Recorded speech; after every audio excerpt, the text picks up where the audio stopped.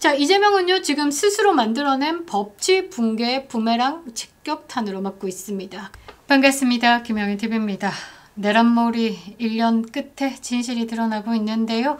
진짜 내란의 세력이 누군가 하는 물음에 국민들이 답을 내놓기 시작했습니다. 자, 이재명 대장동 항소 포기의 부메랑 제대로 맞을 것 같은데요.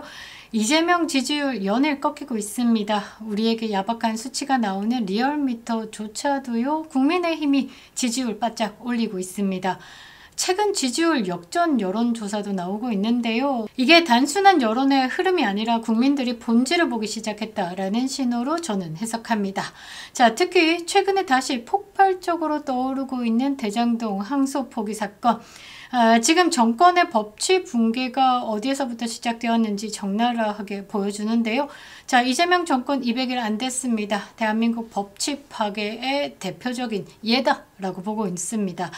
자, 당시 항소 포기 결정은요, 단순한 행정착오 아니라 법조계에서는 이미 이재명의 직권 남용 그리고 외압 가능성까지 농후하다라고 평가를 하고 있습니다. 언론이 죽었다라는 것을 또 여기서도 느낄 수 있죠. 언론이 무건수행하고 있습니다. 대단한 사건을 두고도 다루지 않는다라는 건 합작품인지, 언론이 권력과 짜미짜미한 것인지, 아니면 권력의 힘이 언론에까지 미쳤는지, 뭐 두 가지 똑같은 내용이겠죠. 자, 그럼에도 정권은요, 제대로 된 해명 없었습니다. 사건을 유야무야 덮어버렸죠. 그리고 윤석열 대통령을 향해 가지고 내란몰이 정치만 반복하고 있습니다. 그런데 최근에 상황이 급변했습니다. 왜냐? 국민들이요, 이 비상계엄에 대해서 1주년이다라고 내란몰이를 더욱더 강하게 조이고 있는 정권에 제대로 반격하겠다라고 비상계엄 1주년을 또 다르게 맞이하고 해석하고 있기 때문이죠. 자, 조국이요, 장동혁 당대표에게 대장동 항소 포기 책임에 대해서 토론하자라고 공식적으로 제안을 했고 일정 조율에 들어갔습니다. 한동훈이 조국을 향해 가지고 그렇게 토론을 하자라고 꼴값을 떨다가 제대로 쪽을 당했죠. 자, 이번에 대장동 항소 포기 이거 토론 열리기만 하면요, 내란몰이 프레임 사라집니다. 핵심 논점은 다시 이재명의 외압, 직권 남용 의혹으로 넘어가게 되는 겁니다. 자, 여기에 대장동 일당 예금, 부동산 신탁 수익권 등 재산에 대해서 전체적으로 가압류하겠다라고 성남시도 움직였습니다. 자, 김만배 징역 3년 거래 정황, 남욱의 범죄 수익, 처분에 대한 차단, 이 모든 것이 한 줄로 엮이면서 퍼즐이 더 선명해지고 있죠. 그리고 여기에 대한 결정적인 변수, 조국까지. 자, 민주당에 의해서 짓밟혔던 조국이요, 정치적 회상을 위해서 움직였다라는 겁니다. 이 조국의 움직임은요, 외부의 공격 아니라 내부에서 날아오는 가장 잔혹한 칼날이 될 가능성이 높다라는 거죠. 자, 대장동 항소 포기 사건의 실체에 대해서 좀 알아보고요. 자, 김현지가 이재명에게 어떤 치명상을 주는지, 그리고 장동혁, 조국 토론 구도가 왜 이재명에게 공개 처형이 되는지 세 가지 흐름을 좀 살펴보도록 하겠습니다. 구독과 좋아요, 멤버십 가입 부탁드리겠습니다. 자, 우파 유튜브 탄압이요, 광고 제한 그리고 알고리즘 차단으로 체감되고 있습니다.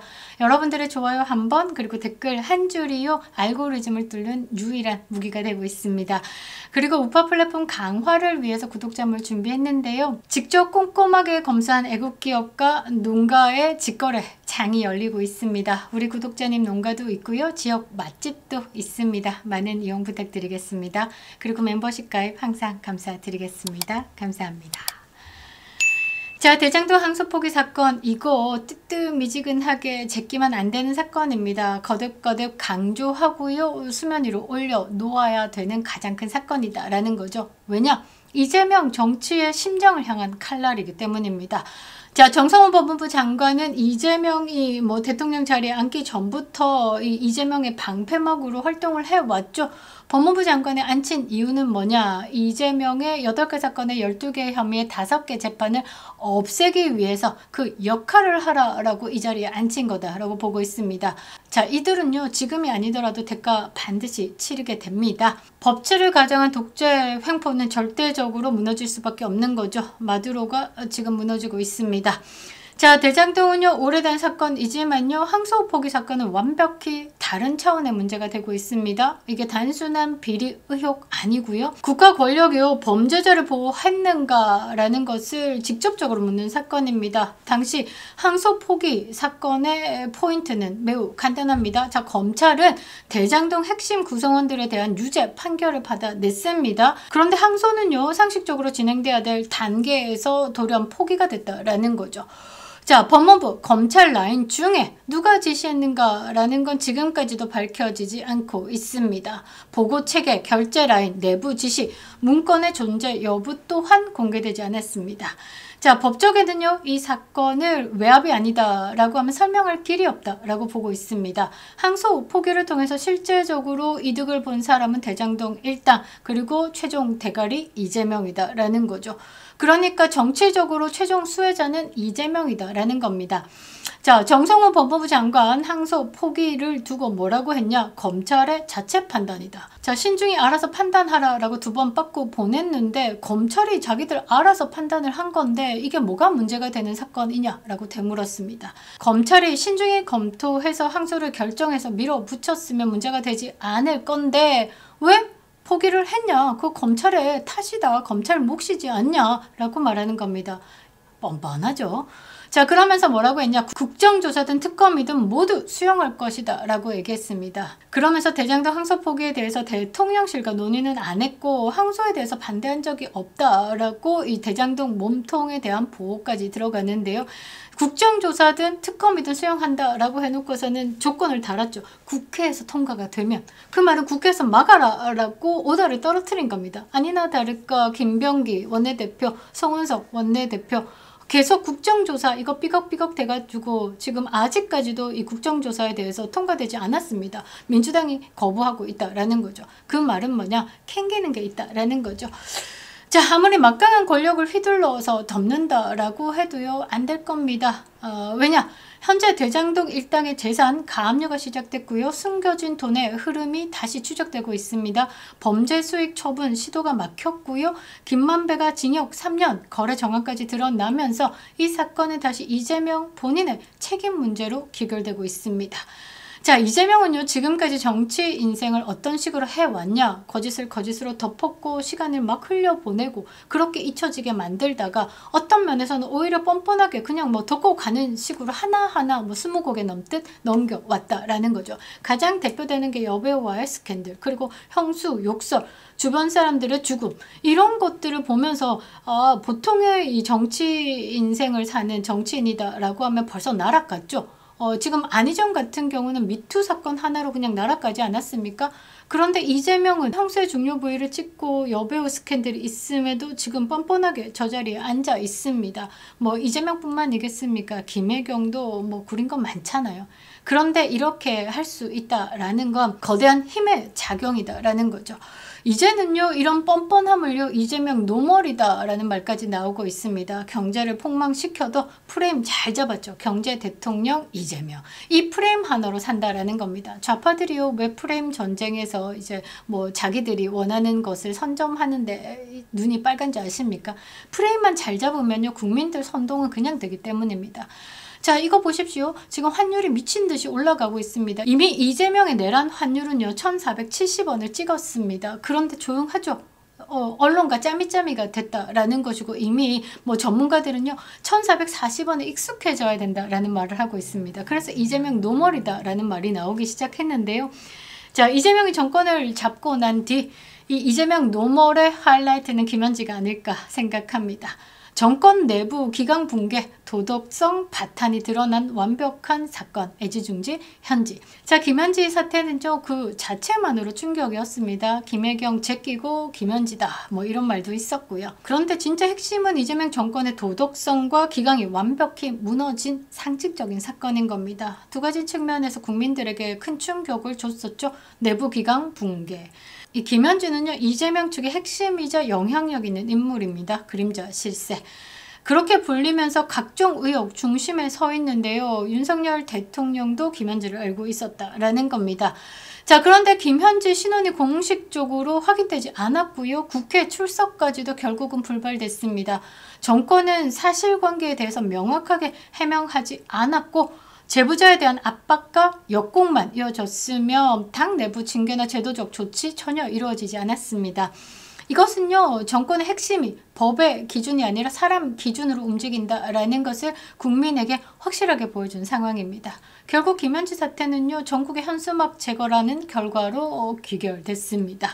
자, 두 번째로 봤을 때 정권의 정의 감각의 부재를 드러낸 거죠. 자, 대장동 의혹의 김현지 사건, 각종 이해 충돌의 거짓 수사 프레임이 반복이 되면서 이런 흐름을 통해서 국민들은 하나의 결론에 도달할 수밖에 없었습니다. 이재명 정부는 자기 사람 지키는 데만 정의를 갖다 붙인다라는 거죠. 이 감정적 판단이 지지율 하락으로 직결되고 있는 겁니다. 여기에 또 하나 장동혁 대 조국 예정된 토론. 이재명을 향해서 내부에서부터 터지는 정치적 시한폭탄이지 않을까 생각합니다. 조국이 움직인 순간 이재명에게 새로운 정치적 위기가 시작됐다라고 저는 해석하고 있는데요. 조국의 정치적 생존은 이재명과 맞물려 있습니다. 누군가가 죽어야 사는 남자다라는 거죠. 자, 과거에 이재명의 민주당이 조국을 희생양이다라기보다는 이용해 먹었죠. 그런 감정적 상처가 조국에게 남아있을 겁니다. 특별 사면해 주었다라고 이재명은요, 빚 갚았다라고 생각을 하겠지만 조국에겐 아직 부족한 목마름이 있죠. 어쩌면 응어리 졌을 겁니다. 자, 조국이 장동혁 당대표에게 제안한 대장동 항소포기 토론은요, 이재명에게 사실상 공개 재판이 됐습니다. 재판을 피해가지고 대통령 자리에 앉은 이재명에게 이 공개 재판을 열어준 건 조국이다라는 거죠. 제가 살다 조국을 응원할 줄이야. 자, 토론이 성사되면요, 질문의 순서는 다음과 같을 겁니다. 항소 왜 포기됐을까? 누가 지시했을까? 그때 법무부 라인은 어디에 보고를 했을까? 대장동 일당에 압류된 재산 누구의 지시로 움직였을까? 이재명 대장동 사건의 파묘가 시작되는 겁니다. 이 질문 중에 하나라도 막히는 순간 이재명의 정치 방어선은 완벽히 무너지는 거죠. 자, 그리고 조국이요, 이 토론이 열리기를 누구보다 바라고 있을 겁니다. 왜냐? 조국은 이 토론에서 민주당 내부의 비극적 희생자, 검찰개혁의 순교자 프레임을 재획득할 수 있기 때문이죠. 자, 이재명은요, 대장동 비리의 최종 책임자다라는 프레임을 덮어쓰게 되는 날 얼마 남지 않았습니다. 자, 토론이라는 형식을 빌려가지고 조국은 이재명을 민주당 내부에서 고립시키는 전략을 시도하고 있고요. 장동혁은 대한민국 법치의 관점에서 이재명을 정면으로 겨누고 있는 겁니다. 이 구도가 성립되는 순간 이재명은 외부 공격보다 더 무서운 내부 폭발을 맞이하게 될 거죠. 자, 이재명의 지지율 급락은요, 단순한 여론 변화가 아니라 대장동, 항소포기, 김현지, 조국의 반격, 대장동, 압류 등등등등 일련의 사안으로 묶이게 되는 겁니다. 정권의 본질이 그대로 드러나는 과정이다라는 거죠. 자, 이재명은요, 지금 스스로 만들어낸 법치 붕괴의 부메랑 직격탄으로 맞고 있습니다. 그리고 그 끝은 멀지 않아 보인다라는 거죠. 자, 대장동 항소 포기의 진실이 토론장에서 열리면요, 내란몰이 1년은 모두 사라질 겁니다. 남은 건 뭐냐? 마두로 제명이 되겠죠? 탄핵되는 겁니다. 끌려 내려오게 되는 겁니다. 183일째 기록하고 외치는데요. 이재명 탄핵만이 대한민국 무너진 법치를 재건할 수 있습니다. 200일도 사치 300일 절대 되지 않게 해야 되겠죠. 이재명 탄핵만이 답입니다. 김영은TV였습니다.